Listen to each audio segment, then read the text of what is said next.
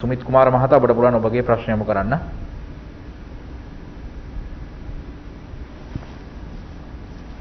Good afternoon, doctor. ada प्रश्न पुनः दिया डॉक्टर प्रश्न दूसरे मैडम उसने की बात करान वैक्सीनेशन प्रोसेस के इश्यूज के देवा ගැන කතා කරපුවාම ડોક્ટર අපි ඒක මුලදීනම එක්ස්පීරියන්ස් කරා මේ දක්වා ඒ එක්ස්පීරියන්ස් කරපු හැම අවස්ථාවකම ගොඩක් වෙලාවට පළවෙනි පාරක වැක්සින්ස් කරන ඒරියාස් වල තමයි ඒක මේ ගොඩක් වෙලාවට ඒක අපිට ඩිපෙන්ඩ් වෙන විදිහට තිබුණේ අර කාලයත් එක්ක කරගෙන ගිය තැන්වල ඒක පොඩ්ඩක් ක්‍රමක්‍රමයෙන් අඩු වුණා. මම හිතන්නේ ડોක්ටර් එතන ප්‍රධාන හේතුව තමයි හරියට කමියුනිකේෂන් සහ ඕගනයිසිං වල ප්‍රශ්නයක් තමයි. මම ඒක ප්‍රැක්ටිකලි එක්ස්පීරියන්ස් කරා දෙපළක විතර මොකද මගේ සහ මම වෙන අවස්ථාවකට ඒ අදාළ කමියුනිකේෂන් එක අදාළ ඒරියා එකේ දෙන කමියුනිකේෂන් එක හෝ අදාළ කෝඩිනේෂන් එකේ නැති දුර්වලතාව නිසා තමයි මම හිතන්නේ ගොඩක් වෙලාවට එතන මුනේ කියන්නේ. මොකද මිනිස්සුන්ගේ පැත්තෙන් හරියට කමියුනිකේෂන් එකක් නැතුණා සමහරවිට වැක්සින් 2000ක් දෙන්න ඕන තැනට මිනිස්සු 4000ක් විතර ගිහිල්ලා උදේ නම් පොලිමේ ඉන්නවා. ඒකෝට සමහරවල් 1000කින් ඉවර වෙනවා 2000කින් ඉවර වෙනවා. මම හිතන්නේ එතන ડોක්ටර් ඒ පැත්තෙන් තමයි පොඩ්ඩක් ඒක ස්ට්‍රීම්ලයින් වෙන්න ඕනේ කියන එක මගේ පුද්ගලික අදහස තමයි මම එක්ස්පීරියන්ස් කරලා. ඒක නිසා අපි අර ගොඩක් වෙලාවට මේ හැමදාම දැන් සාමාන්‍යයෙන් අපි ප්‍රශ්නයක් එක්ක 1 2 3යි කියලා හදාගත්තේ නැත්නම් එතන මොනවාරි අඩුපාඩුවක් තියෙනවා කියන එක තමයි මගේ පළවෙනි එක කියන්නේ. අනිත් එක ડોක්ටර් දැන් අපේ මෙඩිසින්ස් ගත්තාම when you compare with the local production, you can අපේ රටේ නිෂ්පාදනය කරන සහ imported කරන එකේ market share එක මොකද්ද? දැන් ගොඩක් වෙලාවට මම දකින්න දෙනවා මේ imported medicines වලට there is no any price limit එකක් මොනවත් නැහැ. ඒක beyond මේ කියන්නේ pharmacies වලට depend on the doctor තමයි අපිට recommend කරන්නේ මේ medicine එක කියලා ගන්න. so අපිට ඒකේ control එකක් නැහැ ડોක්ටර්. ඒක අපි name කරන්නේ රාජ ඉන්කම් සංස්ථාවෙන් දෙන එකක්ද නැත්නම් මේක imported item එකක්ද කියන එක තීරණය කරන්නේ ડોක්ටර්. ડોක්ටර් සමානලාට මේ දෙන්නේ ડોක්ටර්ගේ සමානලාට අලුතින් ආපු එකක් වෙන්න පුළුවන් ඒ වගේ දෙයක්. දැන් ඒ වගේ එකට නියාමනයක් ડોක්ටර් මම දන්නේ අපේ රටේ තියනවාද කියන එක. මොකද අපේ රටේ රාජනීතික ඖෂධ නිර්මාණ සංස්ථාවේ නිෂ්පාදනය කරන මේ වගේ කොච්චර percentage එකක් අපි local pharmacy එකට normal pharmacy එකට ගියාම තියනවාද කියන එක මිනිස්සු දන්නේ නැහැ. සමානලාට අපි ගොඩක් අය දන්නේ නැහැ. ඒකට මාකට් ෂෙයා එක මොකක්ද කියන එක මම දැනගන්න ඕනේ. ඒකට ඉම්පෝර්ටඩ් මාකට් ෂෙයා එකට තියෙන අපි ප්‍රයිස් කන්ට්‍රෝල් එකට මොකක්ද තියෙන මෙකැනිසම් එක. අනිත් එක තමයි ડોක්ටර් තුන්වෙනි එක වැක්සිනේෂන් ප්‍රොසෙස් එකේදී ડોක්ටර් අපි ඉස්සෙල්ලාම පටන් ගත්තේ over 60 අයට වැක්සින් කරනවා කියලා. තමයි එතකොට මේ වෙනකොට over 60 අයගෙන් බහුතරයකට වැක්සිනේෂන් 2 දෙකම කරලා ඉවරයි. ඒනවාට majority of the death rate එක ගත්තාම ડોක්ටර් ඉතින් අපි කියන්නේ වැඩියෙන් නැරුණේ අවුරුදු 60කට වැඩියයි. ඒ කියන්නේ දෙකම වැක්සින් ගත්ත අය ඉතින් මිනිස්සුන්ගේ තියෙන ගැටලුවක් තමයි ડોක්ටර් ඒක. ඒක නිසා පොඩ්ඩක් එතෙන්දී පැහැදිලි සැකයක් ඇති වෙනවා. වැක්සින් දෙකම ගත්ත අය මේ මරණ කොටසේ ගොඩක් ඉන්නවාද කියන එක. ඒ කියන්නේ more than 50 වගේ ඉන්න රේෂියෝ එකක් තමයි නිකන් කැල්කියුලේට් කරලා ගත්තාම දැනෙන percentage එක තමයි more than 60 වැක්සින් දෙකම ගත්ත අය ඉන්නවාද කියන එක. ඒක පොඩ්ඩක් පැහැදිලි කරනවා නම් කැමතියි doctor. thank you very much. මම හිතන්නේ අවසාන ප්‍රශ්නයෙන් පටන් ගන්න එක වඩා හොඳයි. දැන් හැමදාම මේ මිය යන රෝගීන් සංඛ්‍යාව විශ්ලේෂණය කරලා බලනවා. ඒ විශ්ලේෂණයන්ෙහිදී පේන වැදගත්ම දේ තමයි දැනටත් මිය යන අයගෙන් සාමාන්‍යයෙන් 70%ක් පමණ 60ට වැඩි අය. ඒ අයගෙන් 60%ක් පමණ 60%ක් හෝ 70ක් පමණ නිසි ප්‍රතිශක්තිය නොලැබිච්ච අය. ඒ කියන්නේ එක්ක එන්නත් දෙකෙන් එකක්වත් ලබාගෙන නැහැ. එහෙම නැත්නම් එක එන්නතක් ලබාගෙන තියෙනවා නිසි ප්‍රතිශක්තිය ලැබිලා නැහැ. එතකොට දැන් කෙනෙකුට ප්‍රශ්නයක් වෙනවා දැන් මේ 60ට වැඩි අයට මෙච්චර ගැහුවයි කියනවනම් කොහොමද මේ අය ඉන්නේ කියලා. නමුත් අපි ඔබ දන්නවා මේ 60ට අපි මේ දැනට මිලියන මම කිව්වා 12ක් පමණ ප්‍රමාණයක් 12.5ක් පමණ ප්‍රමාණයක් එන්නත් දෙවෙනි මාත්‍රාවත් ලබා දීගෙන අපි යනවා. එතකොට ඒ ඉලක්කයට යෑමේදී අපි දන්නවා විශේෂයෙන්ම වැඩ කරන කර්මාන්ත ශාලාවල හිටිය අය. ඒ වගේම විශේෂ ආබාධ තිබෙච්ච අය. මේ වගේ සෑහෙන පිරිසක් අපි අවුරුදු 30ට අඩු අයටත් මේ එන්නත් ලබා දීම සිද්ධ වුණා. එතකොට මෙහිදී ඒ එන්නත් ලබා ගැනීමට යෑමේදී 60ට වැඩි අපේ බොහෝ ගෙවල් වල හිටිය අය උනන්දුවක් නොදක්වන අවස්ථාවලදී ඒ තරුණ කොටස් ගිහිල්ලා මේ එන්නත් ලබාගෙන තියෙන බව අපිට පේනවා දැන්. ඒක නිසා තමයි විශේෂ වැඩපිළිවෙලක් ආරම්භ කරේ මේ එන්නත් ගෙවල් වලටම ගිහිල්ලා ලබා දෙන්නේ. එතකොට ඒ එන්නත්කරණය ගෙවල් වලට ගිහිලා ලබා දෙන වැඩපිළිවෙලක් යනවා. ඒකම ඒක නිසා තමයි මේ විවිධ පළාත්වල ඉන්න අය උනන්දු කරවි පුළුවන් තරම් ඇවිල්ලා එන්නත් ලබා ගන්නයි කියලා. ඒකම මේ රෝගයේ බරපතල තත්ත්වය නිසා වැඩිපුර අය එනවා.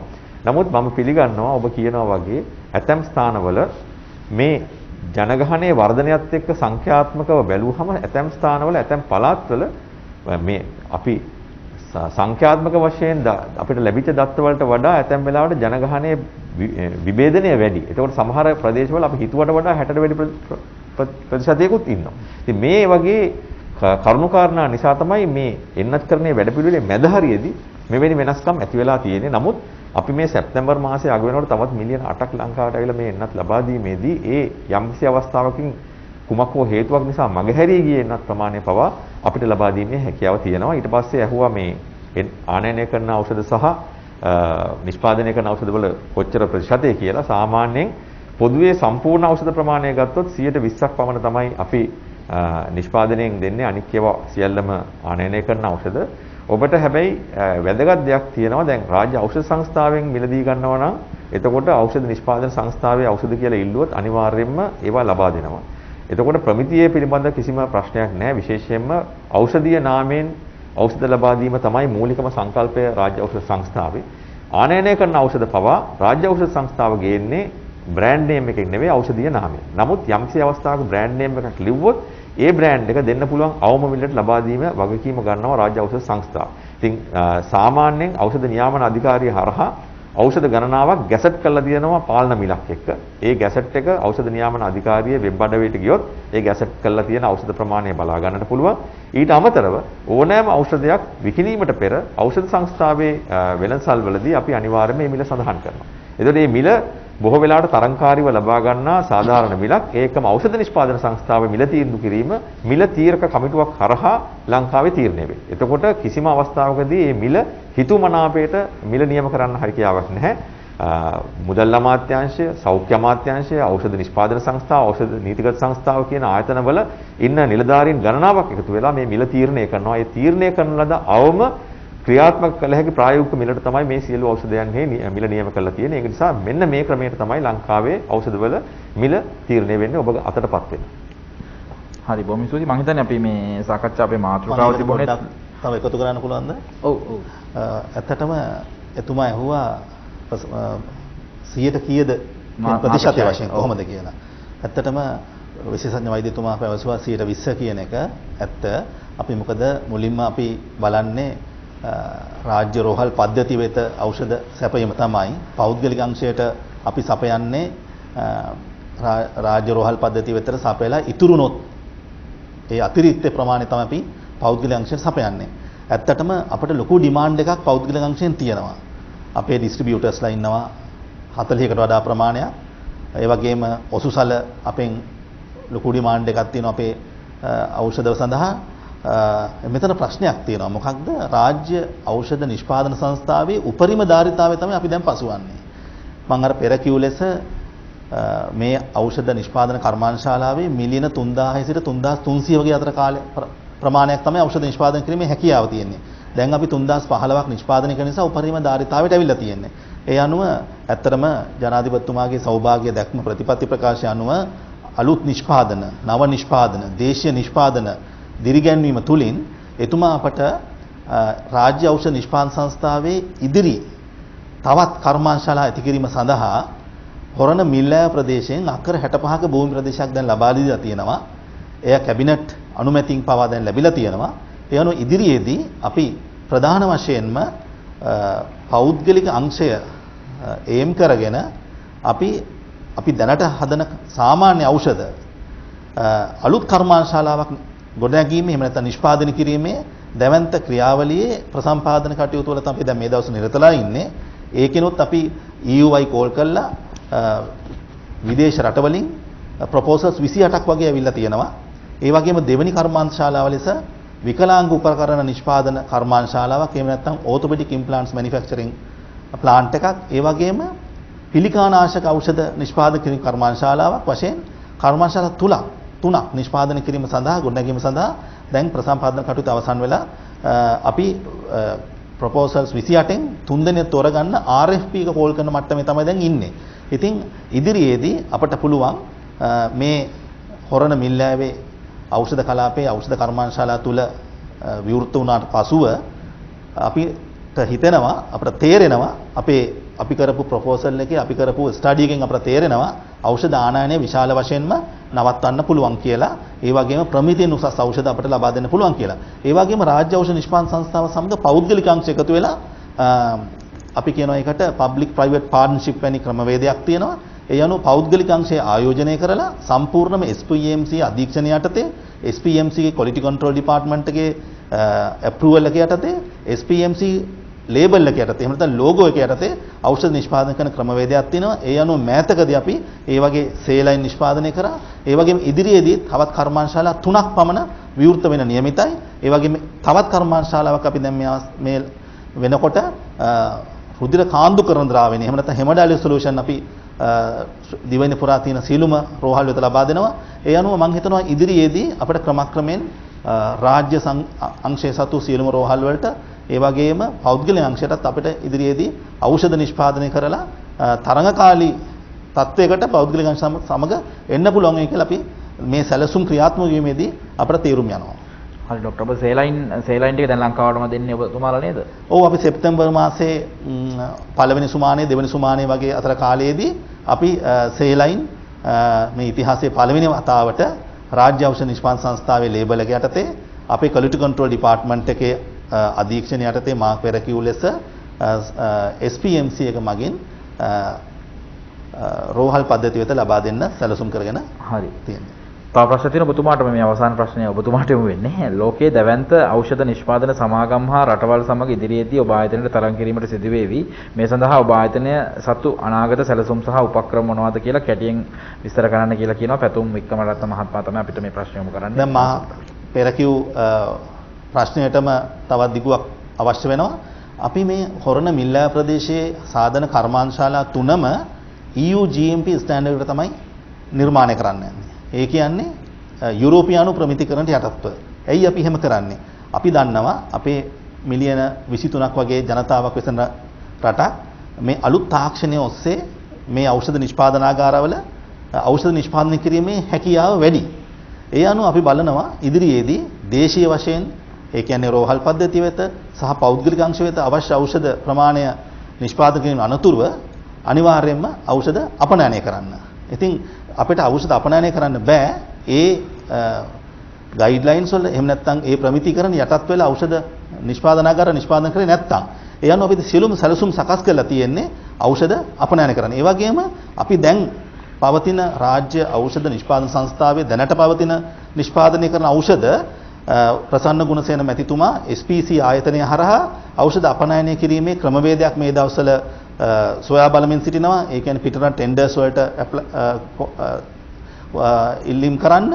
ඒ අනුව අපි හිතනවා රාජ්‍ය ఔෂධ නීතිගත සංස්ථාව හරහාද ඉදිරියේදී රාජ්‍ය ඖෂධ නිෂ්පාදන සංස්ථාවේ නිෂ්පාදනය කරන ඖෂධ අපනයනය කිරීමේ හැකියාවක් ලැබෙනවා කියලා. ඒ අනුව ඉදිරියේදී අපේ ප්‍රධාන ඉලක්කය දේශීය වශයෙන් ඖෂධ අවශ්‍යතාවයේ සපුරාලිය ඖෂධ අපනයන වෙත. මොකද අපි රටක් වශයෙන් හැමදාම එකම තැන ඉන්නක නෙවෙයි අපි කරන්න ඕනේ. අපේ රටේ බුද්ධිමත් ජනතාවක් ඉන්නේ. ඒ වගේම ඖෂධ පැත්තෙන් ගත්තත් අනික් පැත්තෙන් ගත්තත් විශේෂඥ දැනුමක් තියෙන විශේෂඥයින් ඕන තරම් ඉන්නවා. ඒ නිසා අපිට පුළුවන් අපිට ඉලක්කයක් තියෙනවා නම් අපට උදව් කරනවා නම් අපිට රජෙන් මේ සඳහා දායකත්වයක් ලබා දෙනවා නම් අපිට මේ අවංකව අපි ගමනක් යනවා නම් අපි හිතනවා අපිට මේ දේශීය වශයෙන් මේ ගමන යන්න පුළුවන් වෙයි කියලා.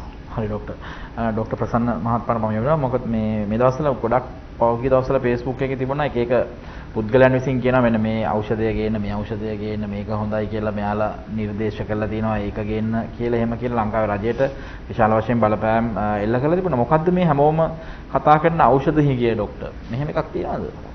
මෙහෙමයි. මෙතනදිත් මම ඔබට ඉදිරිපත් කරන්නේ මගේ මතයක් නෙවෙයි නිලදත්ත. ඊයේ දවසේ අපි ගත්තා වෛද්‍ය සැපයුම් අංශයේ තියෙනවා ලංකාවේ තියෙන ඖෂධ තොග සම්බන්ධයෙන් විස්තරයක්. ඔබ දන්නවා ශ්‍රී ලංකාවේ සාමාන්‍යයෙන් ඖෂධ 830 ගණක් තියෙනවා ප්‍රභේද හැටියට ගත්තොත් මාත්‍රා හැටියට ගත්තොත් ඖෂධ 1200ක් පමණ තියෙනවා. මේ ඖෂධ 1200න් අද මේ වෙනකොට අත්‍යවශ්‍ය ඖෂධ එකකවත් හිඟයක් නැහැ. ඒ කියන්නේ vital drugs කියන ඒවා එකක්වත් හිඟ නැහැ. essential drugs කියලා කොටසක් තියෙනවා. ඒක 400ක් පමණ තියෙනවා. ඒ 400න් මේ වෙනකොට ඖෂධ වල හිඟයක් තියෙනවා නම් කියන්න තියෙන්නේ ඖෂධ 11ක් පමණ ඉතා සුළු ප්‍රමාණයක් පමණයි. එතකොට මේ ඖෂධ 11ෙනුත් මම ඔබට කිව්වොත් මේකේ තියෙනවා මේ ෆ්ලූක්ලොක්සිසින් සිරප්, මෙටක්ලෝප්‍රොමයිඩ් ටැබ්ලට්, ටිත්‍රනෝල් පවුඩර් වගේ යම් යම් ඖෂධ කීපයක් තියෙනවා. ඒවට සැපයුම් කරුවන් නැති ඖෂධ. ඊට අමතරව අත්‍යවශ්‍ය නොවන ඖෂධ ගත්තොත් තවත් ඖෂධ 17ක් 20ක් පමණ ප්‍රමාණයක් තමයි මේ අවස්ථාවේදී නැත්තේ. එතකොට ඖෂධ 1200කින් ඖෂධ 25ක් 30ක් වැඩි වුණොත් 35ක පමණ ප්‍රමාණයක තමයි අඩුවක් මේ වෙලාවේ තියෙන්නේ. මම ඖෂධ සංස්ථාවේ සභාපතිවරයා හැටියට පත් වෙනකොට සාමාන්‍යයෙන් මාසෙක ඖෂධ 300ක් 400ක් පමණ නොමැති තත්වයකින් තමයි අපි පටන් ගන්නේ. ඒ පටන් අරගෙන ඉවර වෙලා අපි ඒ වෙනකොට ඒක වෙච්ච දේ තමයි ඖෂධ නැති වෙනකොට හදිසි මිලදී ගැනීම කරනවා. හදිසි මිලදී ගැනීම කිරීම නිසා ඉතා විශාල මුදලකට ඖෂධ මිලදීගෙන තිබුණා. අපි ඒක සම්පූර්ණයෙන්ම ගිය අප්‍රේල් ඉඳලා මේ වෙනකොට නතර කරලා තියෙනවා. එකම හදිසි මිලදී ගැනීමක්වත් අපි කරේ නැහැ. මේ නතර කිරීම නිසා මම ඔබට ගණන් ටිකක් කියන්නම්. මේවත් අපේ වෙබ් අඩවිය බලන්න පුළුවන්. රිටුක්සිමැබ් කියන එන්නත 2019 වර්ෂයේදී අපි එන්න කලින් අරන් තිබුණා රුපියල් 55000ට. අපි ගත්තේ එන්නත.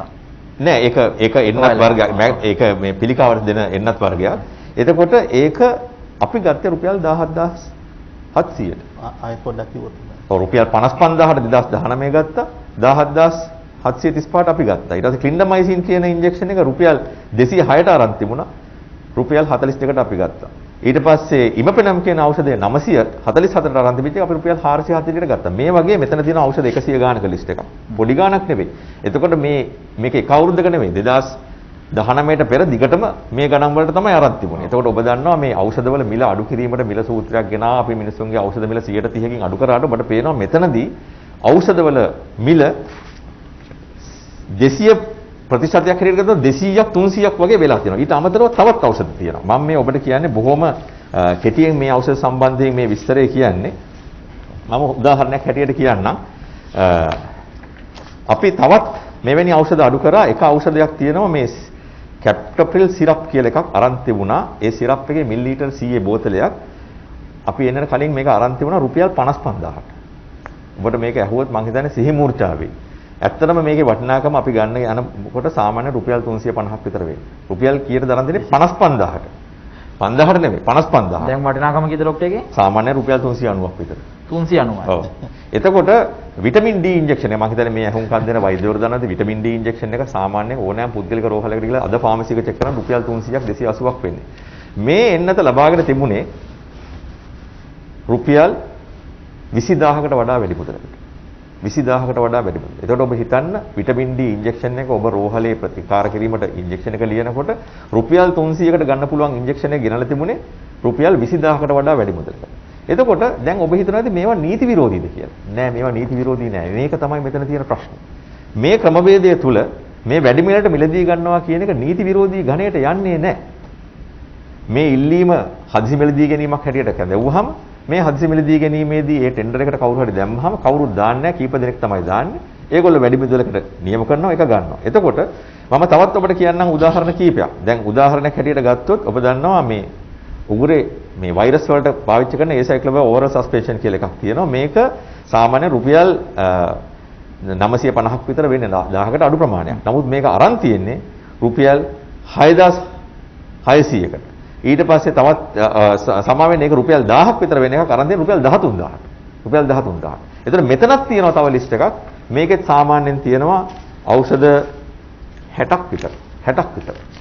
එතන ඉස්සෙල්ලා ඖෂධ 130යි මෙතන ඖෂධ 60යි. තවත් මම කියන්නම් ඔබට ඕනනම් මේ ඔබ දන්නවා මේ සුමට්‍රිප්ටන් ටැබ්ලට් කියලා තියෙනවා. මේ වෛද්‍යවරු මේක දන්නවා. මේක නිතර පාවිච්චි කරන ඖෂධයක්. මේ ඖෂධය රුපියල් 90ක් වෙනකොට අරන් තියෙනවා රුපියල් 3155ට. රුපියල් 90ක් වෙන ඖෂධය අරන් තියෙනවා රුපියල් 3155ට. ඊට පස්සේ අපි දන්නවා මේ කෝකරල් ඩෝපා කියලා ඖෂධයක්. මම මේ ඖෂධ වලින් කීපයක් පමණයි ඔබට කියන්නේ. ඒක සාමාන්‍ය රුපියල් 7ක් වෙන ඖෂධය අරන් තියෙනවා රුපියල් 134කට.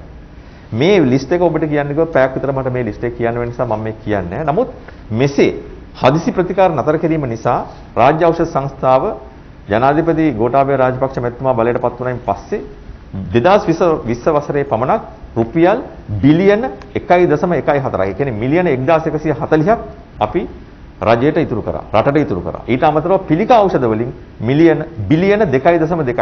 ඒ කියන්නේ මිලියන 2260ක් අපි නතර කරා. දැන් ඔබ කල්පනා කරන්න මේ විදිහට මේ ඖෂධයකින් 20-30 ගුණයක් නෙවෙයි 100,000 ගුණයකින් මුදල් හොයාගත්ත කොම්පැනි සහ ඒ අයගේ හිතවතුන් තමයි ඖෂධ නිෂ්පාදන සංස්ථාවේ ප්‍රමිතිය හොඳ නැහැ කියලා බොරු ප්‍රචාර ගෙනියන්නේ.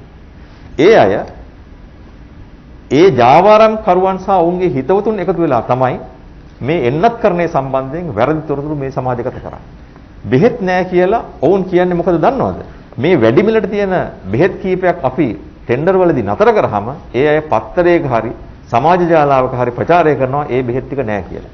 මිනිස්සුන්ව බය කරනවා. බය කල්ලේ ඉවරලා අර වැඩි මුදලට එන්න ඖෂධ ගැනීම සඳහා බලපෑම් කරනවා. එතකොට මේ සියලු දෙනා අද මේ වෙනකොට දැඩි පීඩනයකට ලක් වෙලා තියෙනවා. මේ ජාවාරම් කරුවන් සියලු දෙනා දැඩි පීඩනයකට ලක් වෙලා තියෙනවා. මේ පීඩනයට පත්වෙච්ච ජාවාරම් කරුවන්ගේ මුදල් තමයි විවිධ තැන් වලින් කටහඬවල් බවට පත් වෙලා YouTube නාලිකාවල එහෙම නැත්නම් පත්තරවල ආටිකල් හැටියට එහෙම නැත්නම් වෙනත් ස්ථානවල මම හිතන්නේ මේ මාධ්‍ය සාකච්ඡා හැටියට එළියට ඇවිල්ලා ඖෂධ හිඟයක් තියෙනවා මේ ඖෂධ ගේන්න කියලා කියන්න පටන් ගන්නවා.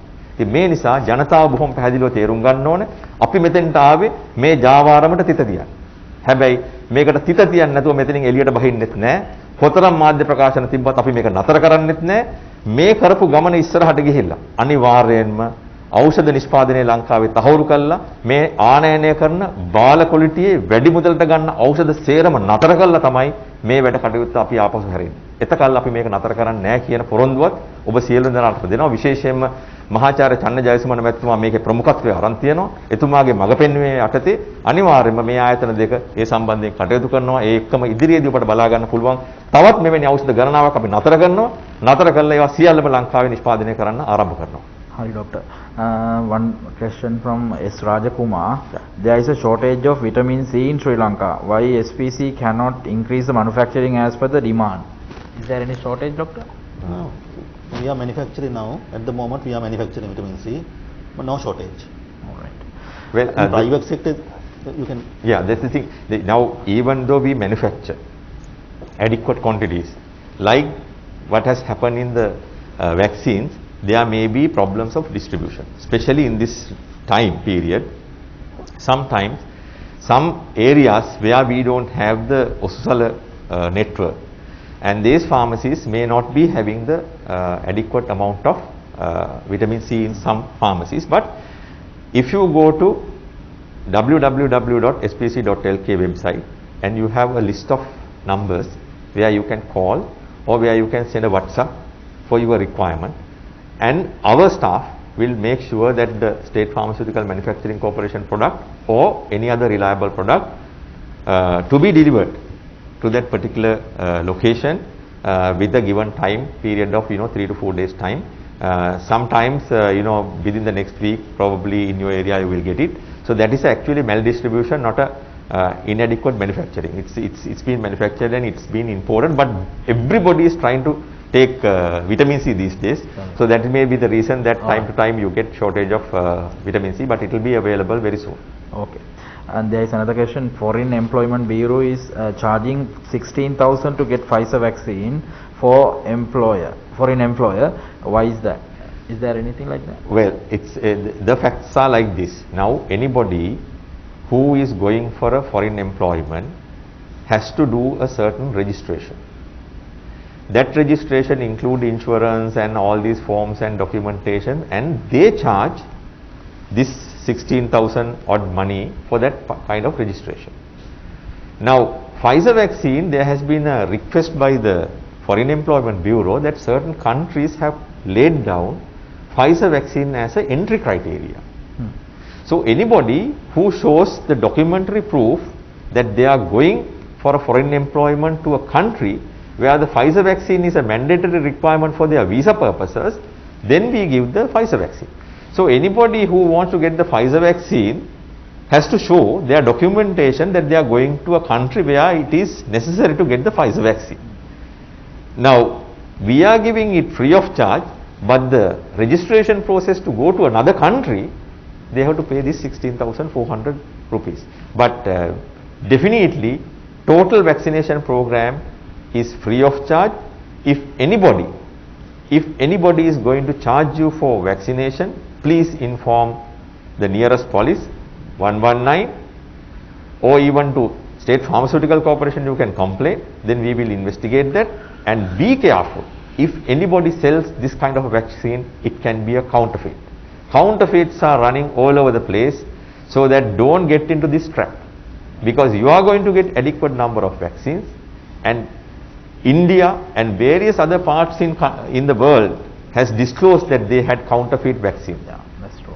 But we can give you a guarantee that the government undertaken vaccination programs so far, we have vaccinated millions of population, not a single counterfeit, not a single quality failure. It has been the most reliable vaccination program we had so far in this country. So trust the national system of vaccination and be a part of that vaccination program. Thank you. All right, there is another last question I think we have received from the Facebook. Honorable Prime Minister has advised that they are planning to vaccinate children above 12 years. Dr. Prasanna, when are you planning to vaccinate the children above 12 years, please? Thanks.